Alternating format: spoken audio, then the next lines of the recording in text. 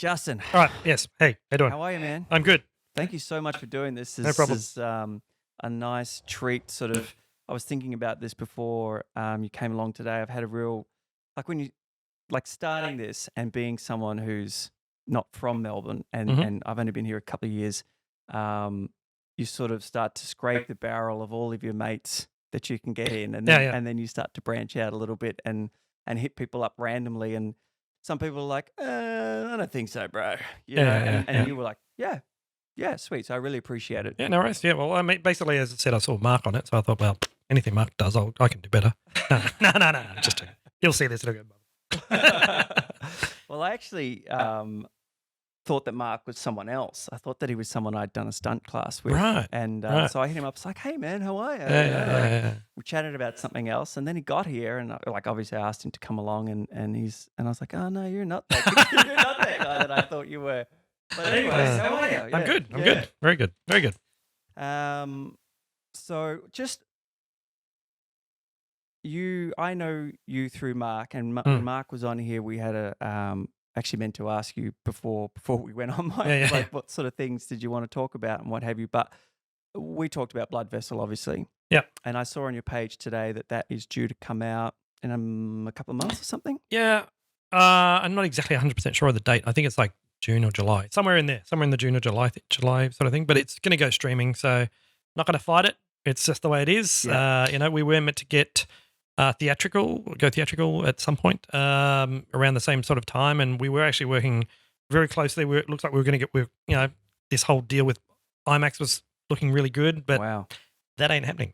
That ain't happening. And I didn't even fight it. I just went, we had talk with the distributors and everything, and everyone was saying, well, you're going to get probably more eyeballs on it, although maybe in some countries, like America, and that we will, because they'll go out of lockdown and then go back straight into it. Right. So who knows? Yeah. So I sort of feel I just didn't want to fight it. There's no point because we just don't know what the industry's going to look like after this. I'm curious about that, actually, from your perspective, someone who's been in the game. Oh gosh, well, I've been in the game over 20 years, I've done everything. Yes. Yeah. Like special effects, art department, producing, writing. Yeah. So I started in special effects. I started in special effects, like the robots from Star Wars. So that's where I started. That was my first film. It was a pretty good. It's a pretty good film to go into the first. I was making short films with friends all the time. Yeah, and you're from Melbourne, yeah? Yeah. And I was doing a lot of special effects and things like that. And then I was doing I had my own sort of little company, and I was doing a lot of theming, they call it, where you theme places, and I was doing displays for cinemas, for Village and stuff like that. And actually, funny turnaround story there. I was like, when I was 19, I was, this is like when Jurassic Park and Batman, the Tim Burton one came out and everything. Yeah. And I was like an usher at the cinemas, I think I was 19 or something. And I was, even then, I thought, I'm in the film industry. I'm at the tail end of it, but I'm in the film industry. So I was super jazzed to be here because I got free movies. I go to the movies anytime I want. It's awesome. It was a job that I wanted so badly. I worked in a video store as well before that. So I was like, I used to say, new movies to come in. People used to ask, is that available? I go, no, it's not available. They'd leave it. I'd chuck it back on. Okay, because I'd be watching it. But you're going to want that copy. I loved it. But they were awesome years. But the thing is, again, in a roundabout sort of a way, I was always talking to everyone about movies, and I want to make movies, and I want to be in movies and all that sort of stuff. So I started I could make things. So I made displays for the cinema, and that turned into a business, which I ended up leaving the cinema. Mm-hmm. But when I was actually with the cinema, my manager, Janine, we became really good friends, and she left there and ended up working with Universal, and she had a really weird career. But anyway, to get to the where this all meets in the middle, my first movie, Crawl Space, which I made 2011. That one, the very first investor I went to see, or the very first investor, I'd never raised money before for a movie. I'd never been to film school or anything, so I just do what I do. And start asking people. Yeah, and I thought, well, I'm going to go see the very first person that believed in me back then, and I'm going to go see this woman, Janine, who basically was my manager at the cinema if she wants to invest. Because that's Janine Ellis from Boost Juice. She became Janine Ellis. Yeah, she basically created Boost. Oh, you don't know Boost? Boost Juice. Yeah, Boost Juice. But she's like an entrepreneurial millionaire, like billionaire probably. But and you hadn't spoken to her, or Oh no, we speaking. We kept in contact, sort of not to that degree, but yeah, she was the very first person who invested in me. She goes, absolutely. She goes, I'd love to, because you were talking about it back then. So There is something in that, hey, when people around you see you kind of prove yourself in just endurance and sticking at it, and then they go sort of, whether they say it to you or not, it's this guy's is legit, and it's not just crapping on about something that never happens. But so we were talking about. I actually really want to go backwards now before I get to what I was originally. I'm going to tangent. I'm going to tangent all over the place. You wait. You're going to get to the here, and I'm going to go here, and then you go, oh shit, where was I? This is what I was talking about before. I see how well my focus goes if I can follow the threads. How the fuck do you get on to Star Wars, and what was the lead up to that? Well, that was kind of that's again. I have long stories that are all very kind of sometimes inspirational and interesting, but I try to whittle them down and condense them because otherwise I'll just go on forever. To the nugget. So basically, I heard Star Wars was happening, right? Yeah. And at the time, I was, as I said, I was doing theming. So what I was theming, I was doing stuff for cinemas and everything, but I actually ended up building in this. You're not from here, but Kilsyth's about 40 minutes down the road. I started building the largest themed nightclub in the world for this guy, right? Wow. That's what he wanted. And it took 4 years to build. It was just me, and I just hired people every now and then. And it's where I taught myself everything about large scale. So what I did is I kept going to Disneyland. I'm a massive Disney fan. And I kept going to the Indiana Jones ride, and I took photos of every single nugget of it, the inside, the outside, everything. And literally then built this massive model of what I was going to build for this guy. And he goes, let's do it. He just had unlimited cash. He just kept funneling it in. So I was doing that for like 4 years on and off. And I could take time whenever I want. No, I said, I'm going to Disneyland for 3 months. He goes, yep, sure. Or not Disneyland, but America, whatever. But he was fine with that. And then it did end up being the largest themed nightclub in the world. I went to Vegas, checked it out, made sure it was. It was huge, massive, unbelievably ridiculous. And here on the eastern suburbs. And it was like, then 2 weeks before it opened, it burnt down the ground. Oh. No. That was good. That was a good thing. Oh, right. Someone rang me from my house and I could see the smoke and they said, the nightclub's burning. I went, what? So I literally drove there and I was watching this magnificent fire because it was like an Aztec temple we'd built full with all these lion statues, Anubises, huge stuff. And it was a lot of work. And I was watching it burn and everyone goes, you must be devastated. I'm going, I think I might join the film industry. I said, I've had enough of this theming. I really have had enough. I just don't want to do this anymore. I want to follow my true passion. Which is what you'd always wanted to do. Well, the whole theming was kind of, I felt like I was making film sets, but it was for an audience who was going to be like drunken idiots. Yeah, and not appreciate it. Like, And so I literally, I thought, no, I'm going to go to movies. And luckily, just by chance, one of my friends from ILM in the United States came down and visited me. Maybe a couple of months before it burnt down to the ground, and I showed him through him, and he was like, "Oh, this is amazing." He already knew I could make things, but anyway, fast forward, I heard Star Wars was happening, so I basically, I knew that the only way in, I call it my Ferris Bueller day. Right. The only way in was, this has another roundabout story too, but anyway, I'll get to this first one. The only way in, the production designer was Gavin Bouquet, who's really famous. He's a very renowned production designer. Didn't know him from bar of soap, but I basically rang his office. I got the number for the art department at Fox in Sydney and rang and got through to his assistant, and I decided I'm not going to give her a yes or no option. So I rang up and I said, hi, I'm Justin Dix. I'm going to be in Sydney on Thursday or Friday. I'm not really sure which. I'm going to have a meeting with Gavin. Which day would be better, or slot me in for a time? She goes, it's Thursday, 2 o'clock, all right? I went, that's fine, great. No, it's Justin Dix, D-I-X, no problems, thanks. And I hung up. I was like, fuck, did I just get an interview?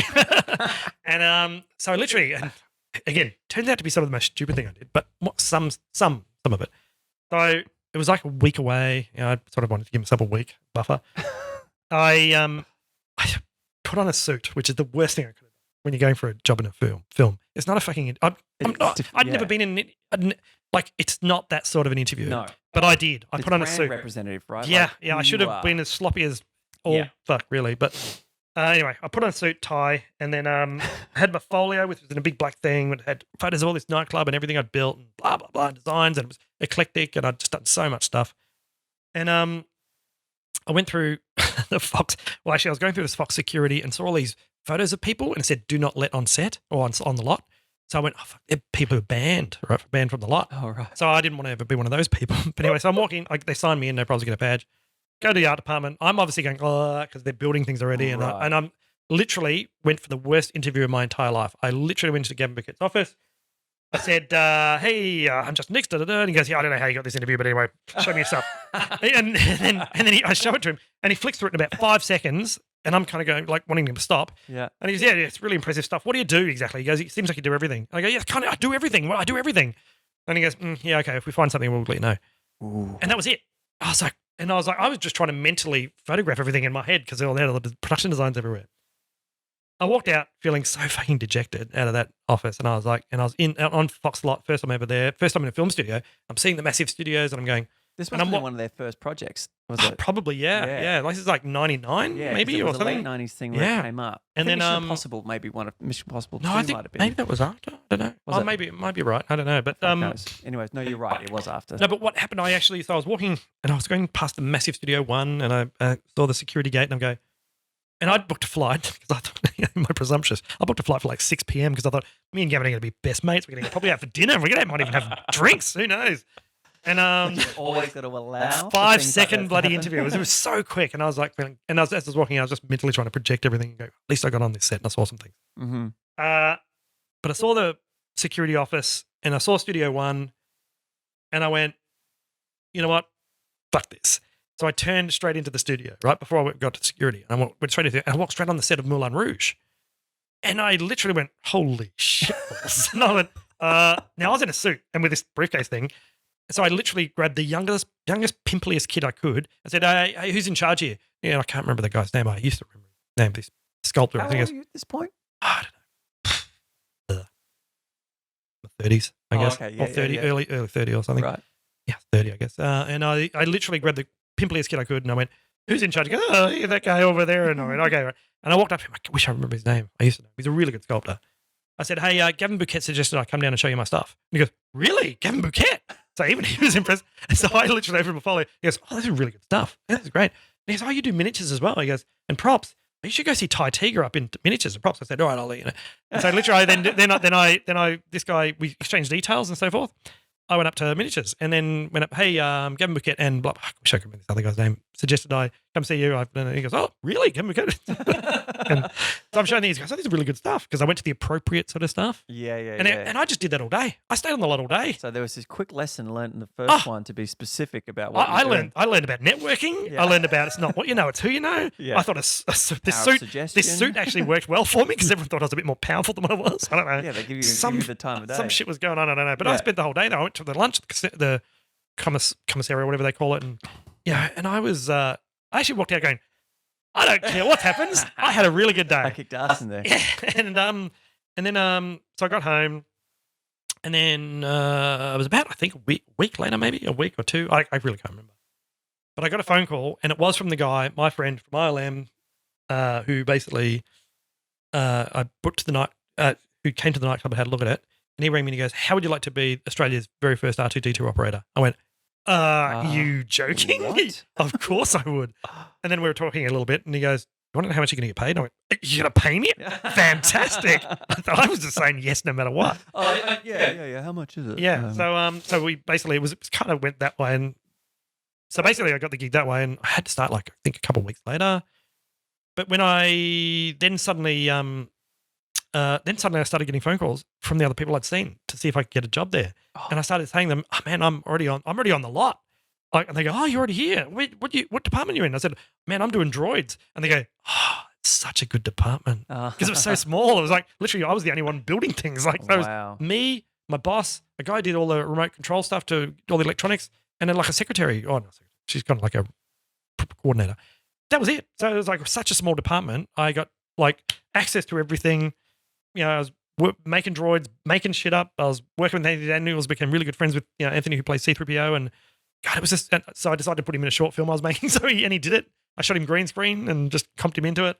Man, it was awesome. It was just like brilliant job. Anyway, tangenting real quick and real bad. Worst interview ever. Now, I don't know when they made The Bank Job with Jason Statham. No, but it was shot mid-2000s. Maybe, yeah, but it was shot in England. Yeah. It's the one where he tunnels. Yeah. So that was shot in England, but then they hadn't shot this other sequence that was meant to be in the Caribbean. So, and they run out of money and all this sort of stuff. It's Roger Donaldson, great director. And I don't know how this sort of my friend ended up producing this part. So they had to shoot a little bit more of it. So we're going to shoot it here in Australia because of tax stuff, blah, blah, blah. And my friend said, do you want to be the art director for it? Yeah, sure, why not? And so I art directed and also did the effects because we had to make a dead body of this girl for the film and everything. And but none of the English crew were coming out. I was just dealing with the production designer. I didn't really look at the name or anything because it was just like he had just like initials or something. And I was working with him for a few weeks, kind of just back and forth with emails and designs, and he was really happy with what we were doing. And then I went, hey, who is this guy? And it was Kevin Bouquet, who I'd had the worst interview ever with, and he was a production designer. And I went, oh my God. I went, Kevin, I just realized you're who you are. And I had the worst interview ever with you. And he goes, I remember that interview, Justin. You've come a long way. Fantastic. And he was so happy with what we did. So I was like, and again, one of those, right. I always feel like I had these little meetings with people or these things with people that somehow always just come back around. I don't know. You know? And there's so much value in that knowledge of that, because you just don't know when it's going to come around and what the impression was, and if it was a bad one, how to handle it in order to overturn it and make the most out of it as well. And obviously the proof was in the pudding of what your work was too, right? That it wasn't that you were this guy who managed to talk himself into an interview that didn't have the goods. Yeah. Because that would have been the worst thing ever. Well, yeah. I mean, that is the worst thing ever. Like there is that whole thing, fake it till you make it. But it sort of, it does, you can string that along for a little while. But I mean, I thought that the moment I stepped on, when I was making my first movie, I kind of went, I've never made one before, but I've been on a bunch of film sets and I watched everyone else do it. I always knew what I would do differently. Yeah. So I started keeping notes of what I would do differently. And, sometimes I would speak up, sometimes I wouldn't, depending on if I knew the director and all sort of stuff. And like sometimes I quickly do storyboards and go, how about if we do this instead? And they go, oh, that's actually really good. So I'd go I'd kind of like, I knew where to not step on toes and when because I always say that a director's brain is like a filing cabinet, because I've seen it before where it's a filing cabinet that's full as well. And if you come up to them and suggest something, they'll give you the 1,000-mile stare and stare straight through you. And they're not listening. They're listening, but they're not listening. Yeah. So they will file that idea in the filing cabinet, and if they get to it, they'll never get to it because the schedule's on their back. It's relentless. There's so many things that I literally knew when and when not to speak up. And sometimes I would, especially if I was doing effects on a film for someone, whether I'd take the reins a little bit and say, well, you need to shoot it from this way, otherwise the effect won't work, or you need to do it this way. So it's kind of like, if you don't do it this way, well, everything we've done is just redundant. And through those conversations, you get an insight into what their side of the coin is. Yeah. Yeah. And it's like, well, my side is this ain't going to fly because of this. And he's like, but my side is the story needs for this to happen and they're going to come in from there. And if it's from here and it's, it's pretty easy to sell them on that though when you go, because what I always say in production meetings, like before we even get to the point of being on the set, but it always happens the same thing is like, I say, okay, so this is going to be the shot, right? You are not going to change it on the day. This is going to be, because we're doing effects and we're spending thousands of dollars and lots of man hours. This is the shot. You're not going to decide to go boom, right? Because if you do, it ain't going to fly on the day, right? And it's not going to work. Yeah. So just letting you know, you've decided that's what you want. Yeah. And every single time, no, not every single time, but a lot of the time, they go, can we shoot this? No, you cannot. Remember, we talked about this. This is where you're shooting it from. This is the thing. Here's a little thing on my phone that I filmed, how you should film the sequence, because I sometimes film it and edit it on my phone, see how it works? You do it this way, ain't going to work. Doesn't work. Yeah. No.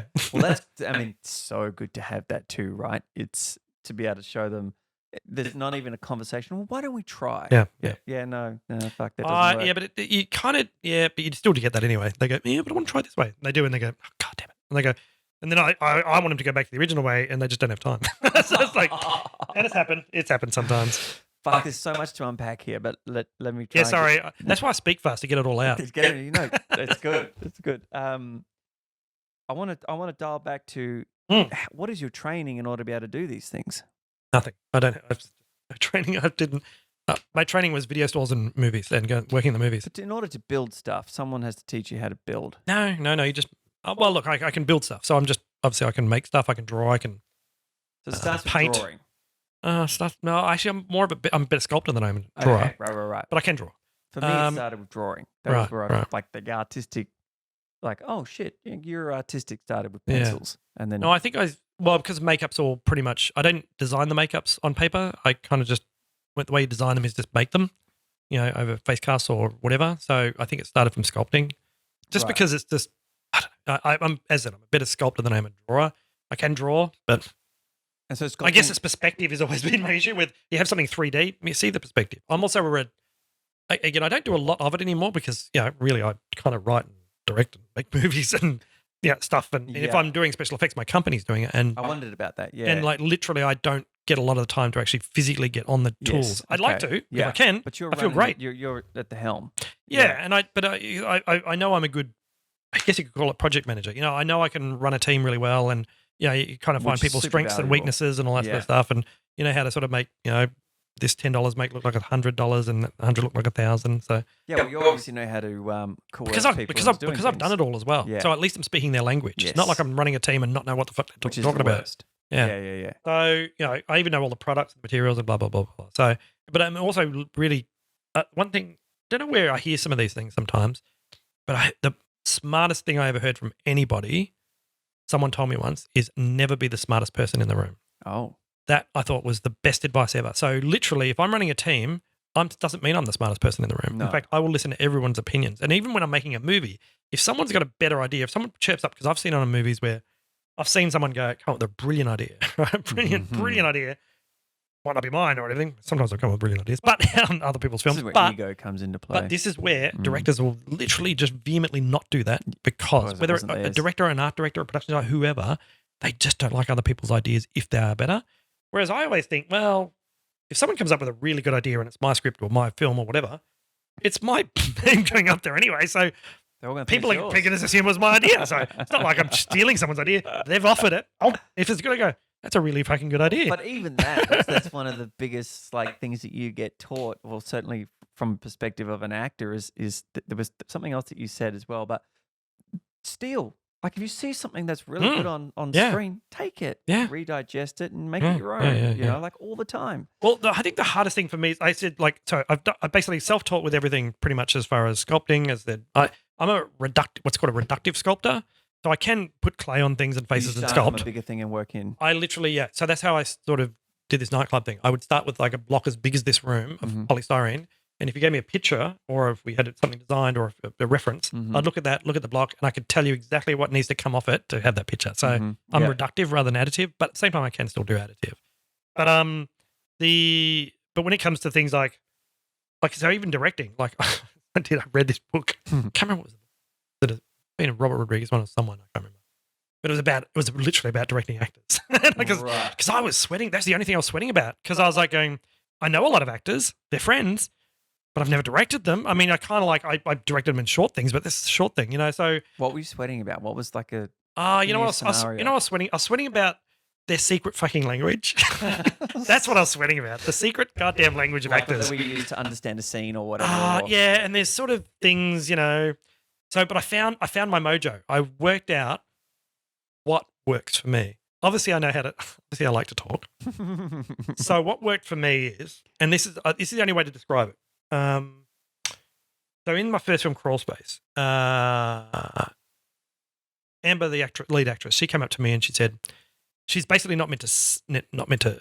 She's meant to have amnesia, not meant to know anybody, and Ditch, who was playing her lead, love interest, although she's got amnesia, he says, "I'm here to rescue you. You've got to trust me." Mhm. And she does. She trusts him. But she came to me, she goes, and her first words out of her mouth, I thought was very important that her first words be trust you. So because I think it's sometimes an actor's first line is really important. I think Mhm. sometimes it can kind of set a tone of where in the film, like when people first hear them speak. and gives them it doesn't always have to be that way, but I always try when I'm writing a script to make the first line reasonably poignant sometimes. Right, I think that's so true and so important. And I know when I was studying to be an illustrator, like that, I wanted to draw Marvel comics. You Yeah. know, like that was my thing.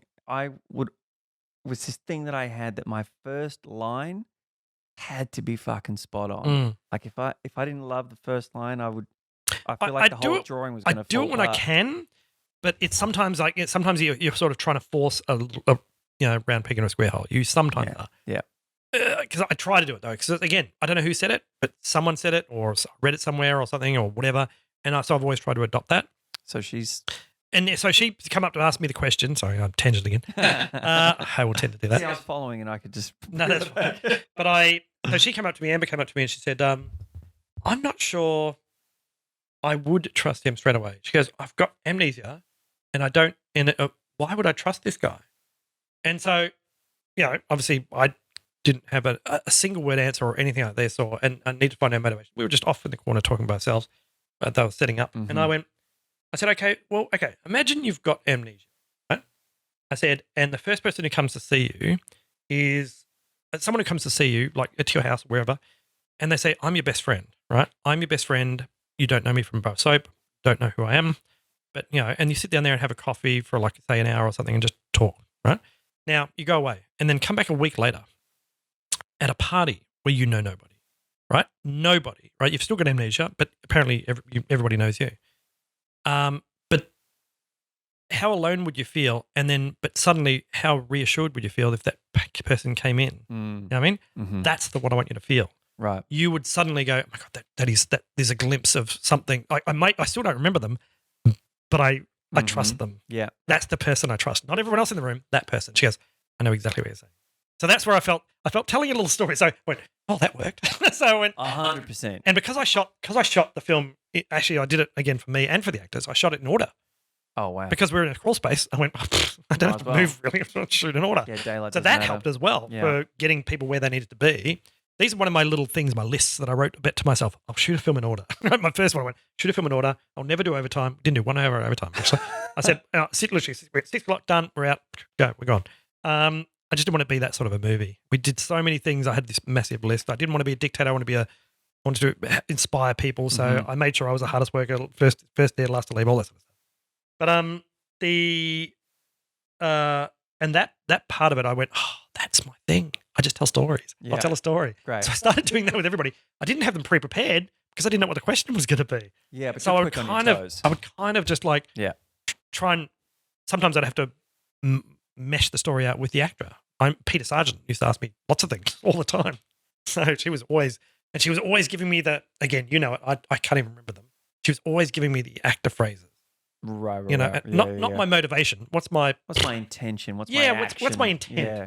I go, if I'm there to fucking there. You know what I mean? But I'm not going to say that. You know what I mean? I'm going to say a bit more than that. Like I remember I was saying to her one time, she was saying, you love this shit. You're into conspiracy theories, so you play off that. You got these little hidden secret jokes about sort of like Elvis and flying on the toilet and blah blah blah. And she goes, yeah, I can work. It's so look. I've been lucky. Like as an actor, my experiences, a lot of it has been with younger people making films and what have you. And generally, they are just so rapt to be making their film, and they've probably been on it for some time, and or maybe sometimes they've got like an appointed student sort of producer there who's watching over them, what have you. But they're generally amazing to voice your ideas and what have you. But I know from my own experience as someone who used to direct editorials, and I was in high fashion for about 7 years as a photographer, that kind of side coaching which you're talking about is like the best. I mean, my coach that I use the most for any of my bigger auditions and what have you, and the first person I ever trained with is Miles Pollard, and he was in McLeod's Daughters and was just in Danger Close and what have you, but he was a teacher before he was an actor, and that is by a long shot is like fucking superpower. Is like when you're right there and he knows he can grab a pickup or whatever, just stop everything and come in and just use all the right words just to take you to that next fucking place that you were probably not going to get on your own. And that what you're talking about, I think is the best. Well, yeah, I just sort of felt that was my thing. Probably a lot of other people use it as well, but I said I read a book because I was that's the only thing I was shitting myself. I loved making the movie. I never got stressed. I worked on films where, again, I've worked on a few films which were extremely stressful sets. I did my stuff and everything, but I know that, and I've spoken to the director afterwards who remain friends and stuff, and they go, I don't remember directing that movie. I was under so much stress. And I said, it was hell. And I've heard that a lot, that it was just like, it's kind of hell. Like I see it a lot sometimes. And I went, oh man, I'm not going to, if I ever get the opportunity to direct a movie, I'm not going to. It's not going to be like that. I'm going to love it. Love it. And I did. I was just like in the fucking candy store, and I loved every day, and just, it was awesome. And I did that even with Blood Vessel too. Actually, I think it was even more so with Blood Vessel. I was totally chillaxed. In fact, my script editor, Marty, she was saying, why can't you stress more? I went, well, that's your job. I said, I'm just loving this. This is awesome. Why would you want to? It's counterproductive. But I do remember talking to Peter Sargent one time about it. She was throwing all these things, all these things at me. I go, and I did say to her, I said, Peter, right now you're speaking actor language that I don't understand. I said, because this is my first movie. I said, I read a book, but honestly, I haven't retained any of it.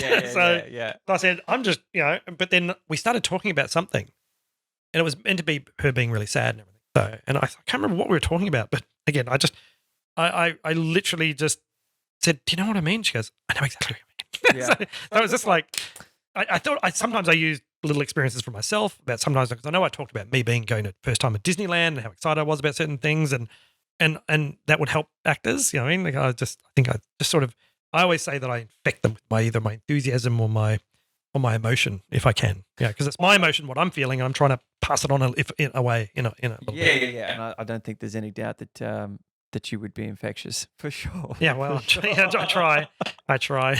No, but it's good. It's great. It's great because the last thing you want is that sort of, and like I said before, I've heard more about this than I've actually witnessed it myself. But that stand back director who tells someone else to go and tell someone to tell the actor what is this, and they're literally only about the tech and have never or don't try to feel that there's a separation between directors and actors. I mean, as far as I'm concerned, everyone is there together. Yeah. Well, I mean, there's one thing again that I remember a lot of. Someone said, God, you remember so many movie quotes. I said, yeah, I kind of do, but I use them. I don't just spout them off.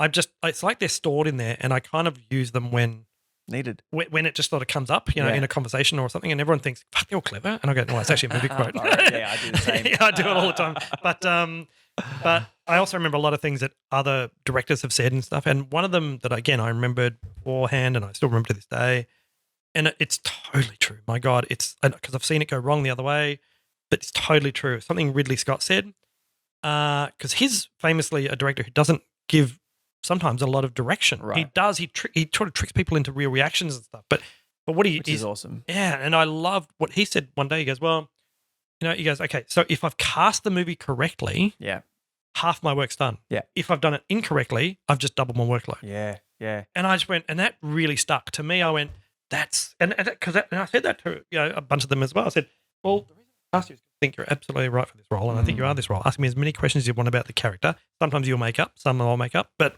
and I'll help you along the way on while we're filming the whole thing. But generally, it's your character. That's right. I've maybe have maybe, I don't know, conceived it, but you're birthing it. And you created the given circumstances. Yeah.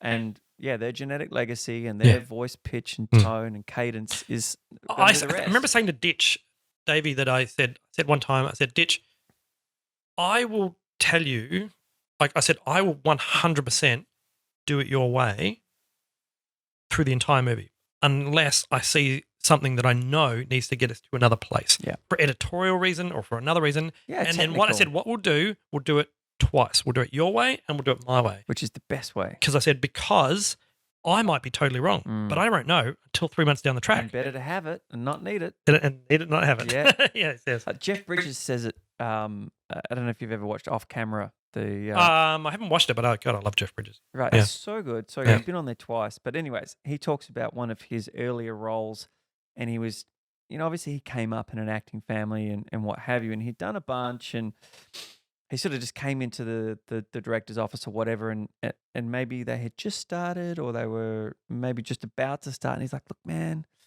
I don't know, I just don't think I'm your guy, right? I'm not feeling it. And he goes, listen, you ever heard of the game Chasey? And he goes, well, yeah. And he goes, you're it. That's it. Yeah. I cast you because you're it. Yeah. Just fucking be you. Yeah. It's done for you. Yeah. I just want the thing that you do.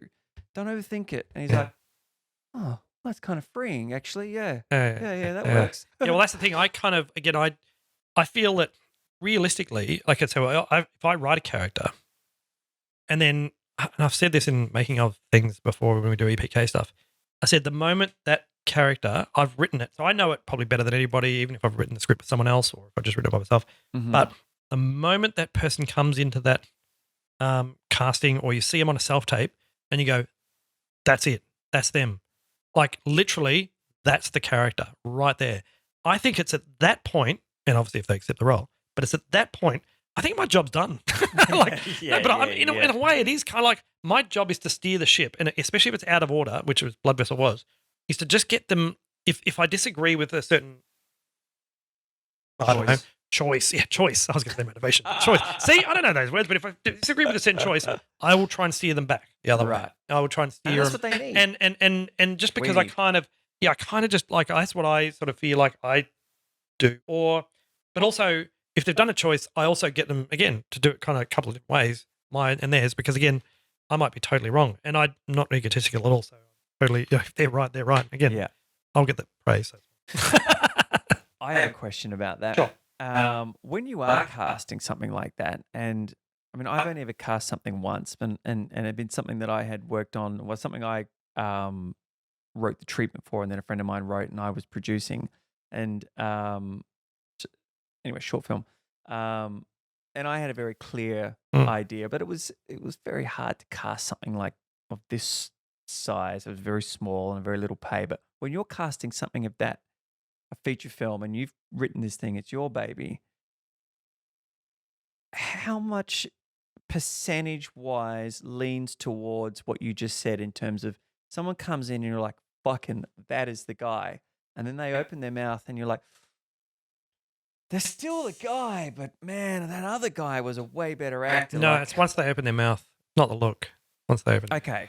Right. So, okay, that's the question. Yeah. Yeah. Because you No, hear. I mean, there's definitely you can go for a look, but I think that's the wrong choice. I think you gotta have the person once they open their mouth. Because the thing is, it's just like because it all comes from in here, not out here. It's not. You just go up I there. agree. You might as well dub them.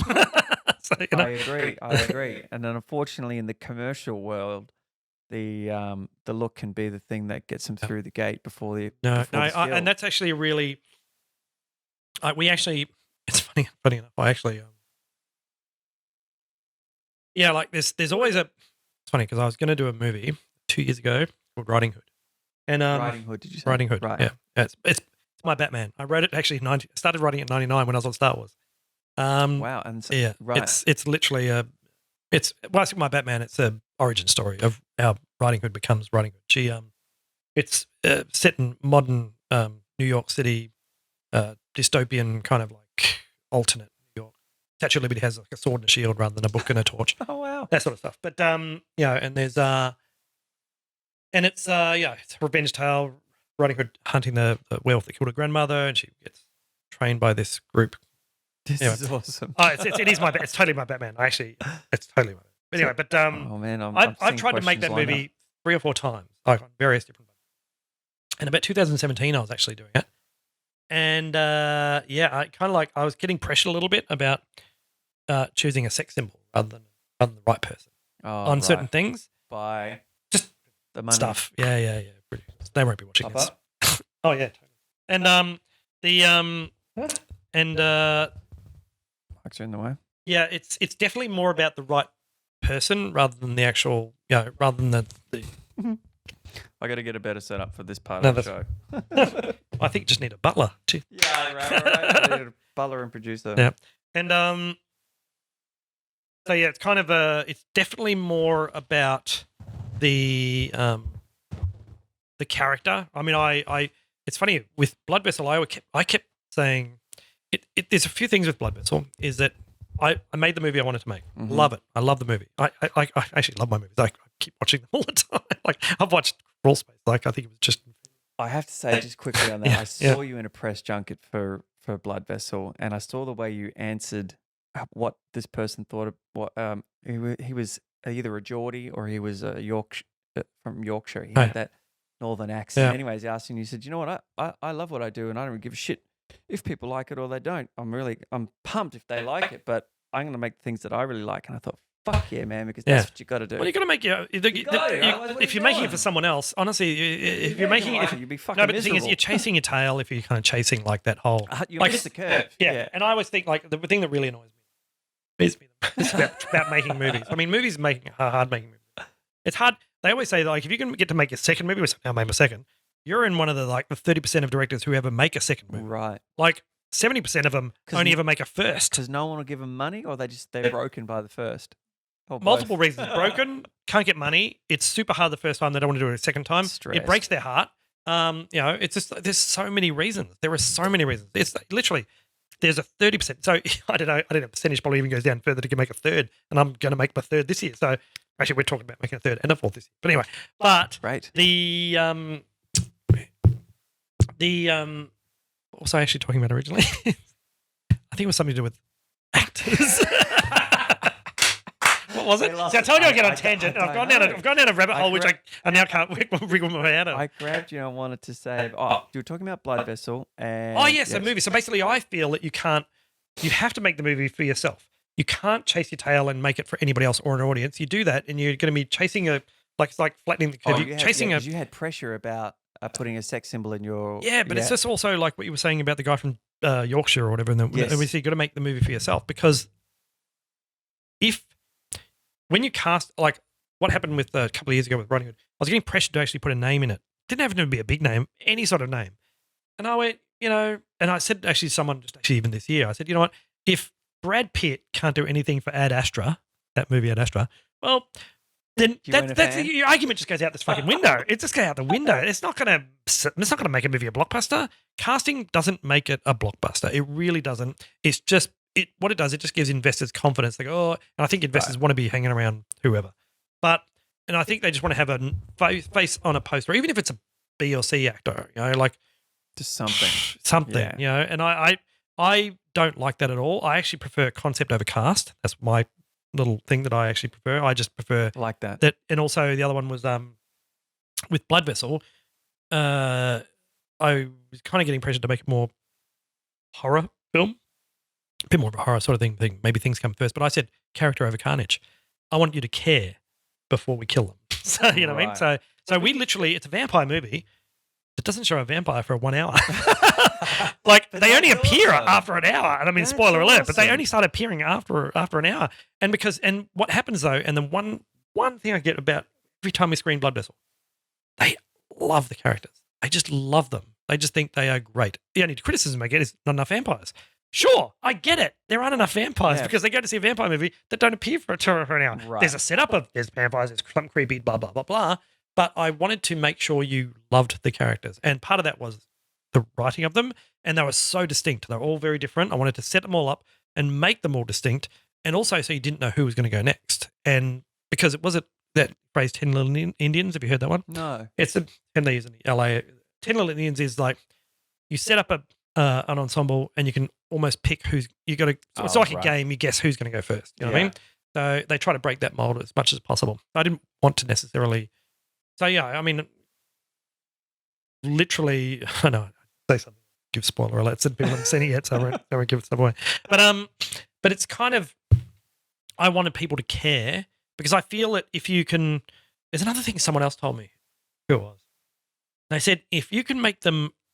If people might not like your movie through the whole movie, but if you can make them love the last 5 minutes, they'll walk out of there really happy. And so, like, because you can have the opposite effect. You can have a movie that's going, "Wow, this is kick-ass," and then the last 5 minutes just spoils it, and you go, "Oh, that was shit." Yeah, people will do that, and I did. I know I did. I go, "Oh, that was such a bad ending." Is the worst. You know, no one gets disjointed about a weak middle. You know, or something that because sometimes the middle, in order for you to get to the end, you kind of have to go on this little bit of a not less entertaining, but and I don't want to say it's full of exposition, but you've got to lay a lot once you've sort of been, you know, you've dived into the second act and there's a reason for everyone to be there. Now I've got to layer it up so I can drive it home for the end. But if you get a shitty ending where you're like, that's right. People think I make movies just so I can put all their special effects stuff in it, which I kind of do because I make genre movies, so that's fine. And it's just only because that's my wheelhouse. You know, I work in that wheelhouse, and But sort you're of what I wanting do. to branch out of that, right? A little bit. Did I read on your page that you guys are sort of wanting to? Well, I've written a bunch of scripts. So I've written a dozen scripts, but it's like some of them are just like things you wouldn't even expect. Like I wrote one. I've written a few scripts for LA, and sort of in conjunction with other people. But there was one called Grave, which is it's actually a really good script. It's very much it's a script that I feel that someone like Christopher Nolan should direct because it's a real mind fuck kind of one. Yep. But it's just it's a thriller. It's a thriller espionage sort of thing. I was talking about 3D printing when 10 years ago when 3D printing wasn't even, it was in the script about 3D printing a nuclear bomb. Like Right. so but it's real sort of like a real, it is a real Inception kind of a sort of a story. It goes back forward, back forward, back forward, back forward. And Awesome. I really enjoyed writing it. What happened is the script came to my agent, sent it to me and said, "Oh, I want you to read this and see if you want to direct it." And I read it, I went, and I do something cheeky. And I've done this a few times. I rewrite the first 10 or 5 pages really quickly before I meet the producer and I send it to him. I said, "No obligation." There you go. And they go, and then so I meet them and they go, "Actually, that's really good. I really like. Do you want to have a go at the script?" I went, "Absolutely." Yeah, so, right. so I rewrite the script. So how does that work then? Fucking hell, I'm going to go on so many different tangents. Oh man, I have so many stories. You like seriously, the shit that I can tell I'll get you. you in each month. I can seriously tell you. All right, okay. This is another story. I can tell you how there's something I keep telling the people about how do producers make money. Okay, well, can I just ask this question that's been Sure. burning in the back of my mind? No problem. So Blood Vessel's on its way. This is your second film as a director, and Yes. and you wrote it and you're Yes. producing it. First question is that now where you're at? You're going to be a writer, director, producer. No, I'm still everything. But is that where you feel you'll probably that sort of pulls your nose the most? It does because I love making movies, but the thing is, I also have very much understanding that it does take a while to make a movie. Like everyone always wonders why it took so long to make my second movie, but that's just because, and I actually can explain that again very quickly. I can explain that very quickly. So Crawl Space we finished in 2012, and then I didn't make my next movie until 2019. So what's that? 7. 7 years, close to that, right? Mm-hmm. They go, "What the hell did you do in that time?" I can very clearly tell you what I did in that time. I did a lot. I straight away went from Crawl Space actually with another script in my hand because I thought, you know what, I'm going to go to LA. I've been doing the LA thing already, but but this time I had a movie under my hand. We had no distributor. I had the movie pretty much under my hand. We were at a screening at WME, which for 2 days to have all distributors come here to see if we can get a distributor. But I also had another script in my back pocket called Declassified, which is Crawl Space was claustrophobic military spooky. So I thought, I'm going to write something claustrophobic military spooky because that's my wheelhouse that I just done. What's the point of writing a comedy, rom-com, blah, blah, blah. So I wrote this thing. So anyway, we screened it. We actually got distributed straight away with XYZ Arclight. That was great. Sold it, whatever. But then also had a meeting with Fox, saw it. They really liked it. And they wanted to know what else I had. And I said, well, I got the script. And I kind of made this short, just a couple of minutes short with a few of the cast from Crawl Space, which was looked like the movie. And I said this movie, and I signed almost literally within the first month or so. So I went into development with Fox. Mm-hmm. That was a year, right? A year. They were making offers to Jennifer Aniston and all this. Oh no, sorry, different movie. Sorry. We were in development for a year, so that was the 2 years later. We were basically doing this thing called Declassified, and they paid me for a rewrite. I did a rewrite, but then they brought another writer. Anyway, a year went by. Anyway, didn't happen. So I was on that sort of Hollywood merry-go-round for a little bit, but then I ended up doing within those years, I ended up then also went into a contract with Voltage, who did Dallas Cowboy, Dallas Buyers Club, I think. Yeah. Voltage, and they were making offers to Jennifer Aniston for this other movie called Ares that I'd written, which is AI, intelligent, gone awry, trip to Mars. Anyway, did that. That was another year. Then what did I do? So there was a lot of things I did. You were doing a bunch of shit. Oh man, I did so much, but there was so many other. Then I worked on two other, the Cairns brothers who did 100 Bloody Acres and Scare Campaign. I did all their effects for their two films. God, I did so many effects for different films for different things. I think I worked at Babadook, a few other bits and bobs, and then I went to China for a year. I was involved with this. I got hired to direct a $45 million Chinese movie, and I was in China for like 6 months, and that was a year of my life right there. Wow. And then I was basically on Hunters with Gaylan Hurd. She's my like dream producer. She produced and helped write things like Terminator Was that Abyss. shot here? Yeah. So I ended up getting put on as a co-producer because I was in LA and I met her, which I just wanted to meet her. I didn't think I would get the gig, but they asked me to co-produce and do all the effects. I went, fuck yeah. So that was a year of my life right there. Yeah. So like straight away, there's 1, 2, 3, 4. There's already 5 years I've sort of already mentioned. That's how, and then in between that, in 2017, I was for a year working on getting this film Riding Hood up for a year, and we're working on it and working towards it. There's another year. So that's where that 7 years went by. So Blood Vessel, don't know what we're talking about, but Blood Vessel, I went like literally Riding Hood fell over in 2017, 18 or something. And I went, fuck that, let's make a movie. Let's make Blood Vessel. So, because I went, we've got a crew, we've got people who are ready to rock and roll. Let's just make a movie. Let's just flip our investors, make a smaller movie. Let's just do that. I've already written the script for that one. There's a ship down there, a block away. Let's just make that movie. Okay, cool. So we made that movie. So sometimes it's path of least resistance in terms of productivity and what I'm going to get out there. Yeah. I think one of the things that fascinates me as someone who is, I've just written my first feature film. I've just started to write my second, and I've just sort of starting to I don't even want to say scratch the surface, but just talk to people about people like yourself who are reading the script and going, well, fuck, dude, this is shot in Africa. This is anti-poaching. This is money. Like, and even Mark said, okay, like he read my producer's one page. He's like, great. No, I reckon you've probably got 3 years before this thing gets made, in my experience. And that's a fascinating thing when you come into it for the first time and you're learning about it. And you hear people like yourself talk about a project that they've had for 10 years or what have you, 20 years. Or 20 years. Like Martin, I remember watching an interview with Martin Scorsese talking about silence. Yeah. And this was in the early 80s he was talking about, and he didn't make it till like 3 years ago. So my question is, why not Robin, like your Red Riding Hood? Yeah. What happened? Why couldn't you get it over the line? And why did, say, Blood Vessel get over the line? Money or? Well, basically, So basically, Riding Hood, I said I call it my Batman. It should be a $50 million budget. Right. Probably gonna make it for $500,000 because you or want $1 to million shoot in New York. Not just that. It's got Tons of effects. tons of creatures and effects, and it's like Akira, and it's like with this massive red motorcycle. It's got werewolves. It's got everything. It's huge. It's massive. But we've now worked out how to do it. So like really, so under the COVID conditions, we're going to do it all green screen and just do it Sin City style. But so, which is actually forced into that corner. I went, holy shit, this is how I should have made it all the time. This is where innovation comes. When you're I always say it's out of adversity comes creativity. Yeah. So 100%. it literally just goes, because what we're going is with going, okay, this is only in the last 3 weeks. We've started realizing, because I was trying to did Blood Vessel, and I went, okay, I'm making Riding Hood next. It's my passion project. It's the first thing I wrote. I still love it. Done so much work on it. We've got so much artwork. I want to make that story. But even was a little bit dubious about how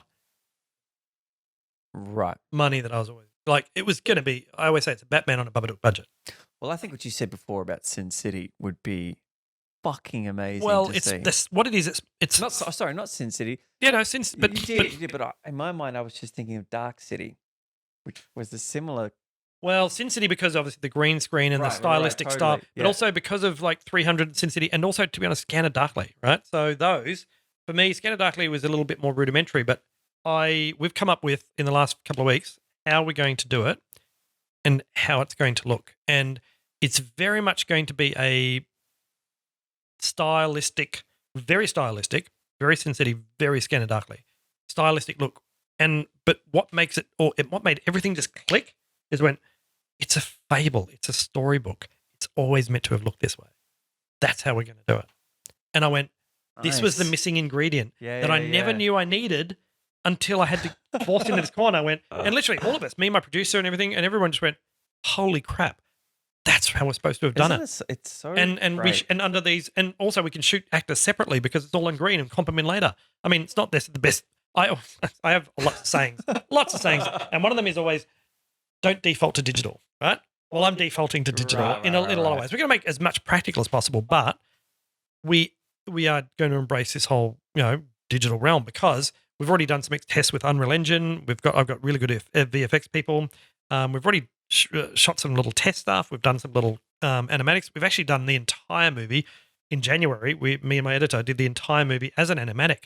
So feature-length animatic with all the storyboards, and I shot some little scenes with actors, and we've got some Unreal Engine computer-generated stuff just to actually inform. But it's actually more as an investor pitch, but then inform the script. We watched it as the movie went, I think we need another scene. I think we need this motivation here, and we need to get this actor kind of caring a bit more. See it out. I wish I'm never going to do it differently again from now on. Right, I'm always going to make a feature-length animatic of my movie, and I had all my actor friends, Mark and a whole bunch of friends, or just actors. I said, okay, here's your line. Can you just... I sent them all instructions. Hold the phone a foot away from your face and just read the lines, and then use the voice recorder on your iPhone. You never had iPhones. And just send it to me via email or whatever, or on Facebook or whatever. And they did. And honestly, when we cut the whole thing together, you can't even tell they're not acting a part. So I'm not saying, like, even back then in January, I was kind of going, almost like going, well, that's what we just did with a bit of a green screen thing. We shot actors separately because of obviously COVID, but didn't even have them in the same room. But we've just cut this scene together where it looks like they're all in the same room or same alleyway. But it's wild. Yeah. I mean, it's obviously old tech, but it's just like made my mind also actually go a bit crazy with going, because what I was thinking is I was going to try and make this movie in Melbourne. For 3 times I've tried to do it. And I was going to make it in Melbourne and try and make Melbourne look like New York, but a Blade Runner-esque post, kind of like a dystopian kind of just a very alternative New York. Okay, for me to block off the streets of Melbourne at night, this is all films at night, right? It should be filming now. To light it. I know. But at night, to change all the set dressings, to have this massive motorcycle which we're custom building, and all these police car chasing and all this sort of stuff that looks like Batman. I mean, how much was I actually going to get to film that night? Now I can do that in my studio during the day with no pressure whatsoever. We'll just build part of the motorcycle and we'll just do it all. We've already done some tests. It looks amazing. So I'm like going, well, hang on. Now I can actually make the movie exactly the way I envisioned it. So what we've been doing is going on this. You lift the lid off it then. Well, I've been going to Unreal Engine is like a software. I'm not sure if you know it, but it's a software that they make all computer games with. But the great thing is with it, there is a thing called Marketplace, and everybody makes these sets. I can buy the exact set I want, like $50, and it's royalty free to use in a movie. What? A digital set. It's incredible. So I've literally been. We've been. Love to shoot themselves in the feet. We have literally been location scouting in the last few days, virtually. So I go, oh my god, that's the alleyway. Oh my god, that's the church. That's the ossuary.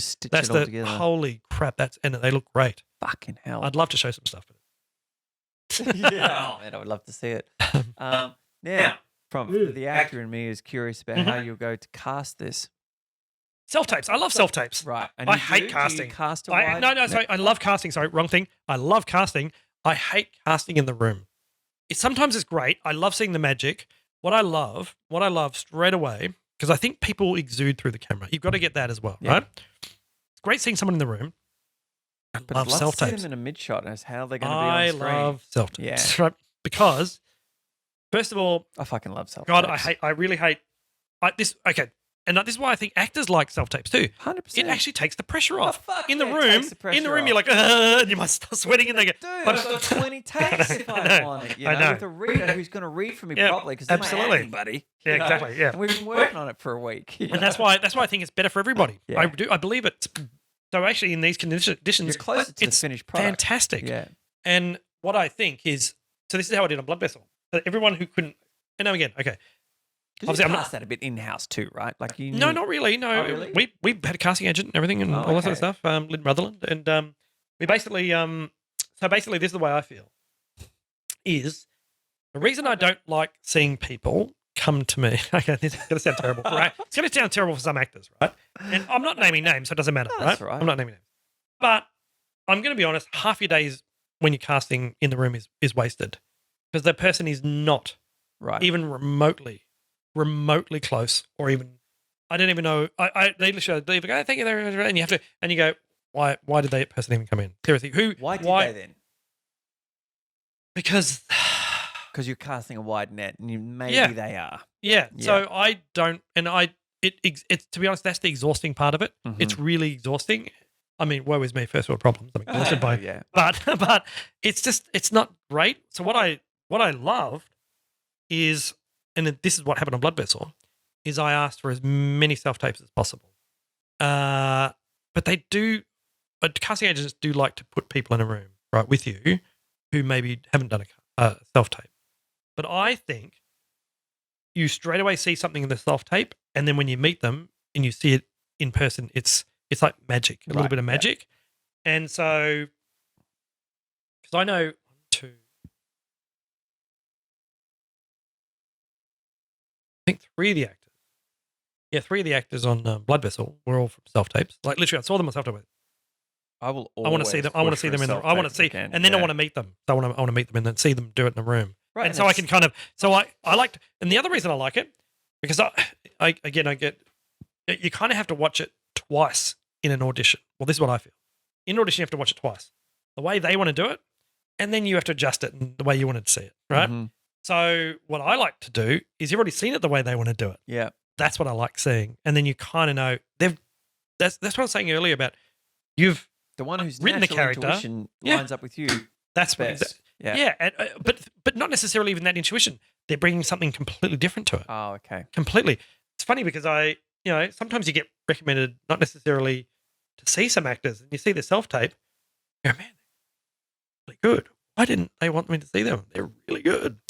So I'm not even because I have to get people in trouble. but agents are funny too there because they've got their agenda about getting people in rooms, yeah. or they don't want people in rooms because maybe they don't think that they're that great. Well, I know, and I've heard that too as well. But I mean, it's more so. I think it's to do with. I think you can have some people who are amazing on, and again, I heard this from somewhere, and I do agree it's true. Some people who are amazing on set, some people who are amazing in the room in an audition. But some people who, you can have the best actor who's great on the film set and amazing to work with and everything, but they're just terrible in the room, in the audition room. Nerves will get the better of them, and they will. Like, I think Samuel Johnson. Oh, sorry. Samuel Johnson? The actor? Don't know. Did I just... What film? Oh, my film, but he's also an Australian actor. Oh. No, Sammy Johnson. Samuel Johnson. Sorry. No, Sammy Johnson. Jesus, can you read that? End of it. No, it doesn't matter. Sammy Johnson, who basically he's just done he was Molly in the Molly Meldrum story. Right. Yeah, but anyway, so he, I knew him as an actor. Blah blah blah. I never met him before, but anyway, he was shitting bricks when he came in to do, and he's got such a huge resume, massive resume, and he was really shitting bricks. That blows my mind too when they're established and have got creds and they're still nerve wracked. I'm like, fuck. That's like a cellular retention thing that their body just don't want to let go of. I don't know. But I mean, it's funny because that nervousness he brought it was weird. I did see, he didn't send self-tape, but that weird, the thing he did actually bring to the audition was nerves, and it actually worked. It actually worked really well. And then he actually brought it to the set as well. But one thing I didn't know until afterwards is because he was claustrophobic and he's in a film called so he's in a tight space and so he brought those nerves, and I just went, man, he's good. And he goes, he's fucking nervous because he's yeah, you wouldn't want to be. I worked on ships for 8 years, and I used to work in engine rooms the whole bit. And sometimes you'd be crawling down into the bilge under the grates. My dad's claustrophobic, and I used to think, "Fuck, my dad would be fucking dying right now." No, but I love self-tapes because I think it's a visual medium going through a lens, going through a camera. I mean, that person just they need to.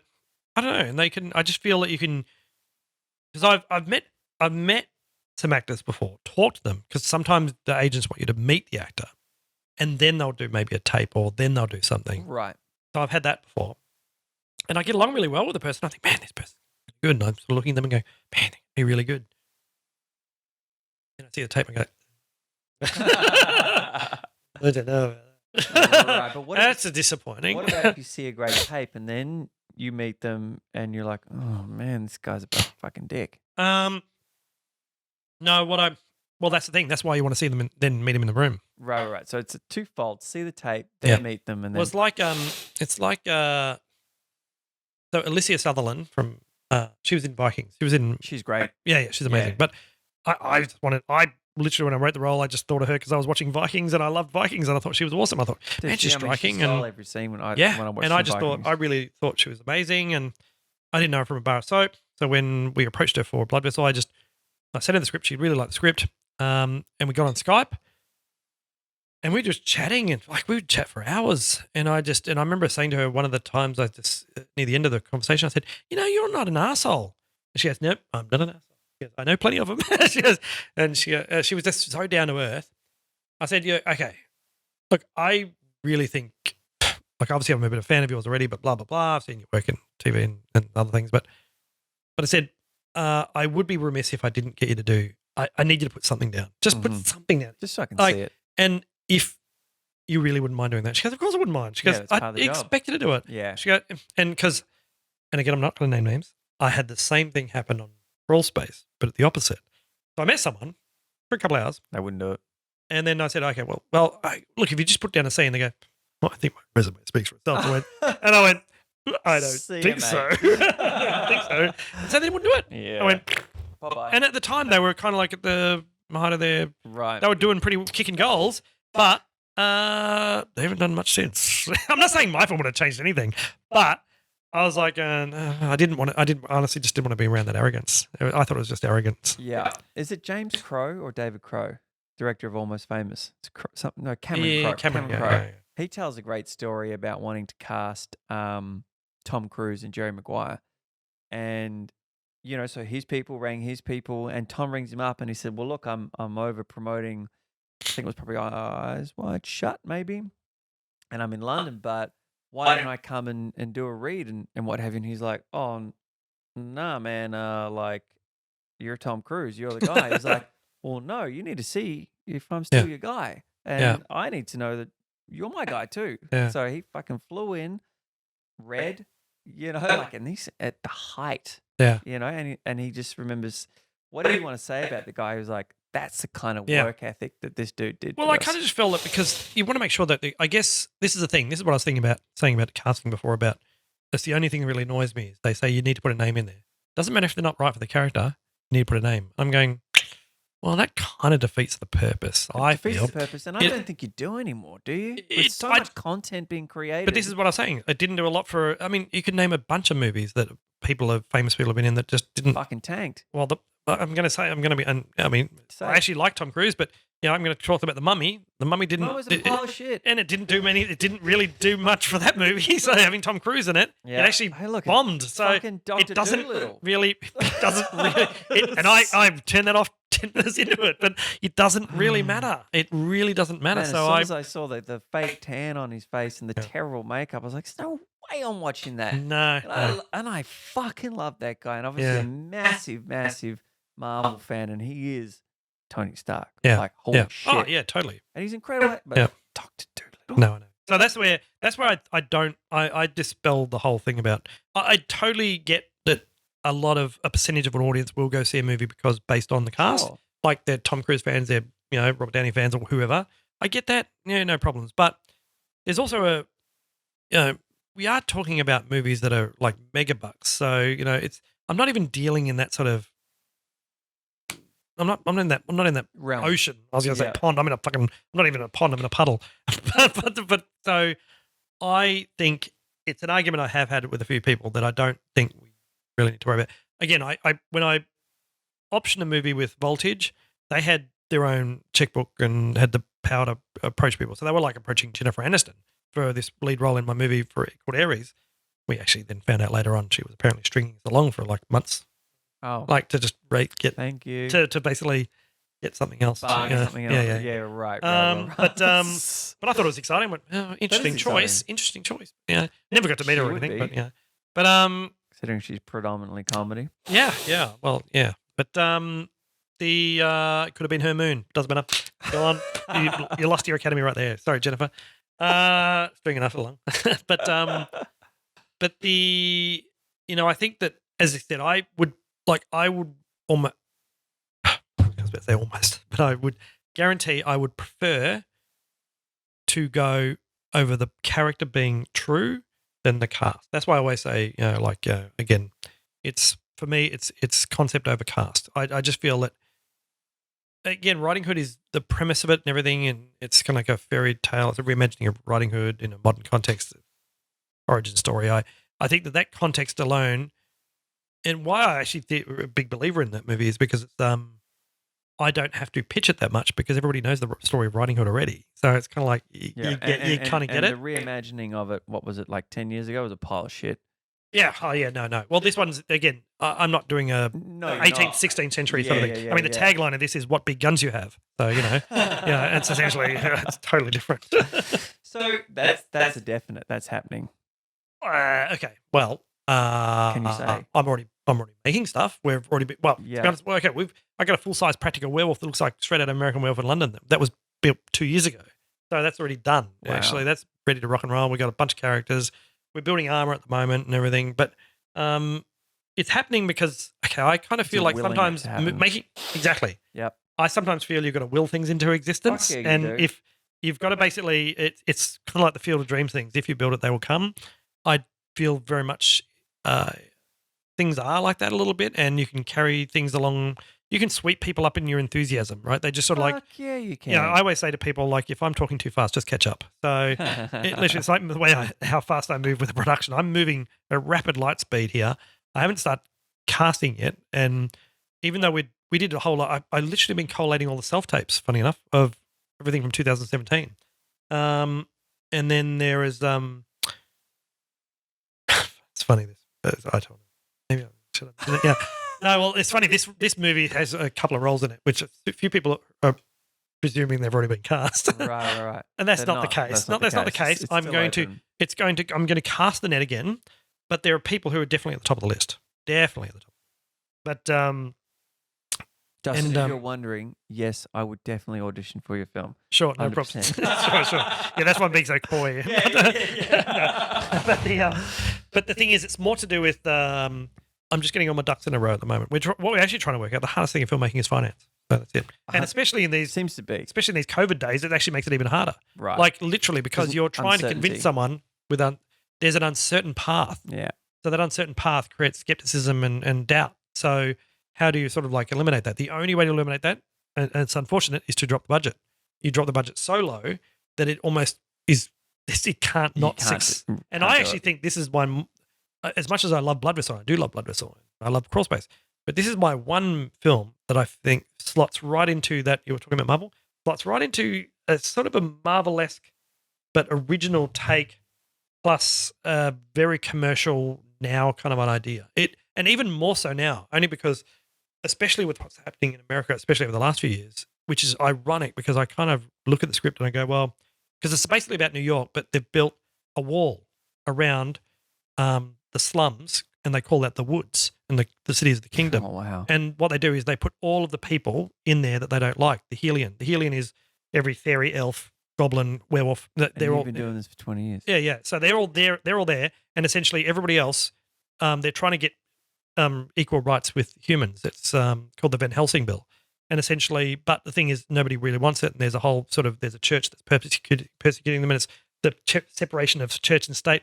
Everything that's happening in America. So the fucking time is now, right? That's what I'm saying. It is literally. It's not about. It's also about. It's part of it. It's about not judging a book by its cover. So I always say that, like, if Riding Hood, or if you were walking down an alleyway, and if there's a 7-foot guy with glowing eyes coming down the other way, and you're going, in your mind, you're going, fuck, I'm fucking dead. I'm fucked. But jump into his mind, and he's looking at you, going, oh my god, this guy fucking stabbed me. And then you just pass each other with no consequence. You've just judged a book by its cover. So that's kind of the in a way, that's a little bit of the premise of the whole thing. Duality. Yeah. And it's about it's kind of a bit it's a bit drawing on history too, because it's basically, I said, the woods is within this wall. It's not trees, it's slums, but the woods are within there. There's a persecuted race in there, and there's a church who basically are training people to kill everybody within that wall. Essentially, I've just described the Hitler Youth and the Nazis and the Jewish slums. I mean, that's right. It's history repeating itself. And you'd be a V for Vendetta fan, I'd imagine. Oh yeah. Yeah. Very Right. so. I feel a lot of that happening. You said something before which really, we were talking about poignant bits of advice in our lives and what have you. And when I was 29, so I wanted to be an illustrator, and then I went to art school and started doing photography, and worked out that I was better at taking photos than I was drawing, or at least in a like expansive kind of way, if that makes sense, like more room to go somewhere as a photographer than I was as an illustrator. Anyways, years later, because I was a very shy kid and very shy young adult, a lighting designer friend of mine, I was working with him, and he was looking at my stuff, and he said, "Bro, you have to be doing this. Why are you not doing this?" So he convinced me to set up a studio in the house, and then maybe weeks or months later, we'd be going out and talking to people, and people asked me what did I do for a living, and I was still working in oil and gas at that point. And I said, "Oh, well, I work in oil and gas, and sometimes I take photos." And he's like, bro, no one is going to fucking believe you if you don't lead with that. Even if you're not getting paid yet, you have to start with. And as soon as I did, I started booking jobs. Right. As soon as I started saying, "Oh, I'm a photographer." Yeah. Oh, great. But I kind of do little photos on the side. Yeah. That doesn't fly. And so the way that you were talking about before, I was like, that reminded me of something really powerful that someone said to me. It's weird though, because I literally, after I made Crawl Space, I didn't call myself a director. I decided, I said, I'm not going to call myself a director until I made 2 films. Okay. I actually decided, I went, only because, again, I don't know who told me about that. About 30% of directors only ever make, the second film, and 30% only make the first one. I'm going, so I actually called myself a writer before I called myself a director. Because I'd already sold scripts. I'd sold scripts and been paid for it, right? So that's fair enough. I went, man, I'm a script writer. I'm a script writer. First and foremost, I'm an effects guy and a script writer. And to be honest, I'd be actually happy if I script wrote all my life. I love script writing because I kind of feel like, it sounds really dorky and weird, but I feel like I'm the first person to see the movie. Right. Because it's coming in my head, and I'm so like, no one else has seen this but me. Yeah. So like, and that's kind of the way I think, in a way, the directing, that's why I've already seen the movie, so that's where I feel my film school comes in, is not film school. I've already seen the movie in my head. I'm just getting out there for everyone else. So I guess that's the way of, man, I think that, amazing, because I like I say, I've only written one full length film, and I'm sitting down to write the second, and I'm like, fuck, man, I can only do it in like 20-minute sections. Do you know what I mean? This is my fucking chair. Again, I've got so many stories, but I'll tell you this one. This one I've told many times. It's not a story. It's just a thing. Because I feel I've inspired a few people sometimes, right?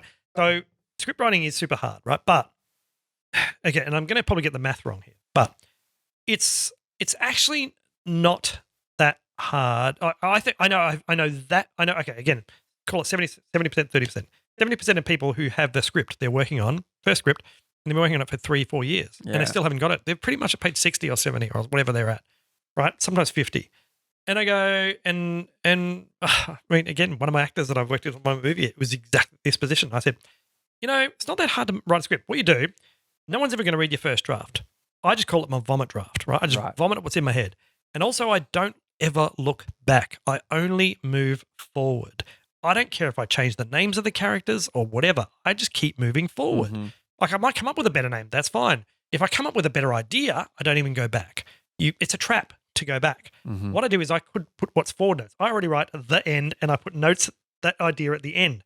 Because by the time I get to the end of that script, I look at all those forward notes. Well, I call them forward. That's what I call them, forward notes. I look at them and go, half of them are redundant because I've already come up with new twists or whatever. And some of them then I go, okay, now I'm going to change. You're economizing your writing. And so what I do, but then apart from that, then I do this. They go, okay, again, I'm going to fuck them out a little bit. And I haven't and I'm on a diet. So the wine's going straight to my head.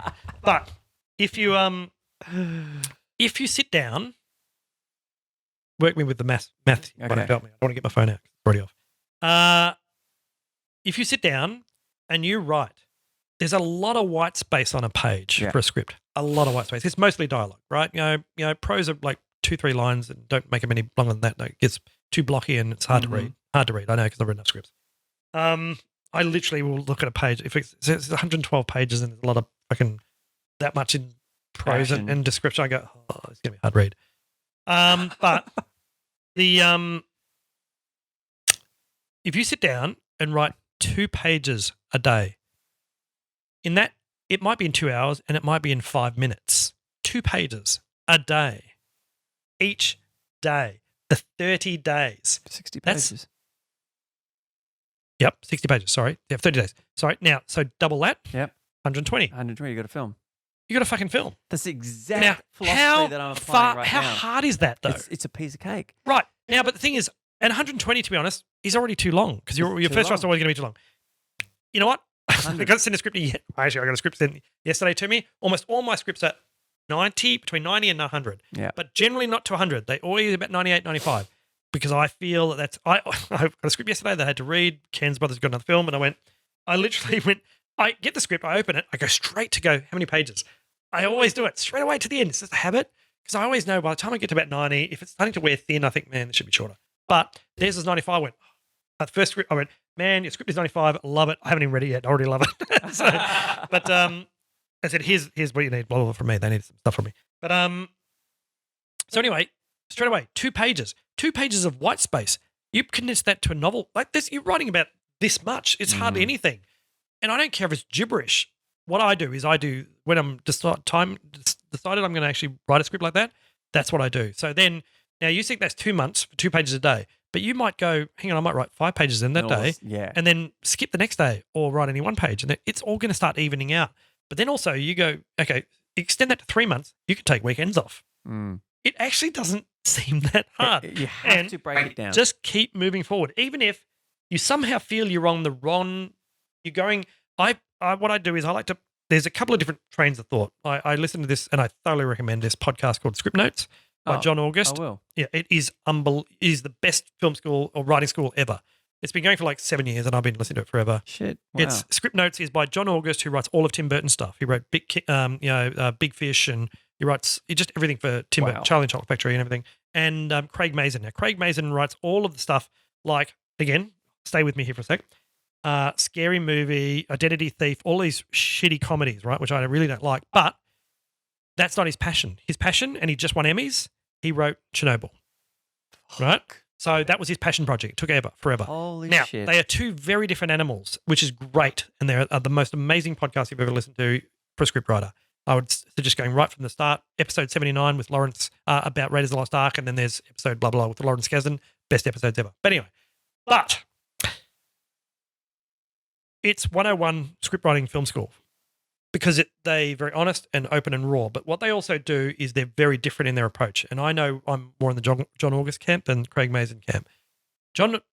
Craig Mazin will index card the entire thing to the nth degree, index cards upon index cards. And until he's done that, he will not even start writing the script. Wow. John August has the idea and just writes. Right. And he will paint himself into a corner. And that's what I do. Because why I do that, again, like I said before, I'm the first one to see the movie. So I like the movie to just develop in front of me and just, I don't know where it's going to go. And I know I'm painting myself into a corner. I'm going, I have no idea how I'm going to get out of this corner. I'm painting myself into it. And then when I sometimes dream about it, because I know when I'm writing, I dream and I go, and I've got all these notes on my phone, which are very half me, half sleep. And I go, what am I saying? And I go, oh my God, what I'm saying. I think that those moments are the ones where you go, excellent. That's how I've got out of that corner. So it's then less predictable. So that's what I feel is the best way to write scripts for me. I really love writing scripts. I've got action music. I've got action music if I'm running an action scene. I've got sad music if I'm running sad scenes and blah, blah, blah. That's exactly what I did for but again, my last film. 3 months, 2 pages a day, take the weekends off. How hard is that? It's done. I know I'm simplifying it, No, but it is kind of done. It is kind of done. And you have to do that. And no one is ever going to read your first draft. Only you. The hardest thing, and again, I think it could be Hemingway. There's a few Hemingway ones I like. But Hemingway one I always like is because I did get accused of being an alcoholic for doing this, but I'm not. It says that I like wine when I'm writing. 100%. I really love wine. Yeah. I love a wine. I don't smoke, so I don't have a cigarette and wine, but I love a wine. And I love a Hemingway quote is write drunk, edit sober, right? But that's kind of comes back me to the next thing is the hardest part is writing the first draft. The most exciting part is the rewrites. Yeah. Because you've already got the template and you know where you want to go with it. Dude, laying down the base is the fucking grind. Yeah. Yeah. I mean, I was saying to a friend of mine who is writing, he's just written a short story. He's writing a second story. He's a journalism major and a teacher in Greece, and he's writing a novel at the same time. And we were talking about our techniques and what have you. And I was saying to him that my entire life, I've always worked backwards, reverse engineered an idea and what have you. And when I wrote The Park, which is the anti-poaching film, it was, wow, wouldn't that be great if someone went to Vietnam who was an anti-poaching unit and killed the guy who's at the center of the slaughter. why don't they do that? Oh, that's an amazing film. Okay, now I have to go back that way. Yeah. But now I'm writing this other film, which is about two sort of late 60s, early 70s women who come into town to look after their granddaughter who's just been born and the son of one of the women, and they fall in love with each other coming out of these oppressed baby boomer, staunch, chauvinistic relationships. And there's this whole thing that happens with them. And I have no idea where it's going. Yeah. But see, I love that. That's the Yeah. thing I love. I think that's otherwise, to be honest, then I mean you've got to I think sometimes like okay, again, script notes I'd thoroughly recommend. And really when you're doing writing for a job, you're really only gonna probably have a really productive hour or two. A lot of the other time is God, you Google, you research, you get on Wikipedia and all sort of stuff. But you also then get sidetracked with Facebook and other things. It's just like you can suck up 8 hours quite easily. And really, you've only really written like an hour or two. But if you've only done 2 pages in the day, and if you can do that for 3 months, gold. Yes, there it is. You're gold. Yeah. And again, just call it your vomit draft.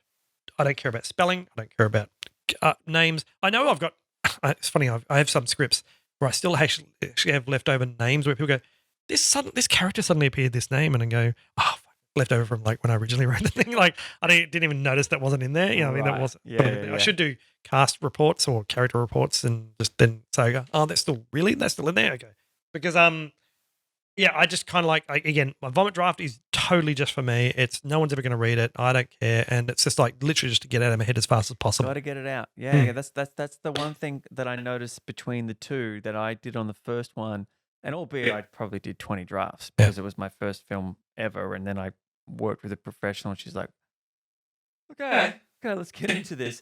But now I can see how much time was wasted in trying to. Everyone wants their thing to be perfect. Everyone wants it to be perfect. It's just fucking lay down the foundation of that scene. Get to the end, get all your beats right, and then go back and tighten them up. A tiny little piece of advice I've just give to unless you're going for Screen Australia, right? Who basically expect a certain amount of drafts, especially in LA. Never put the draft number on your script.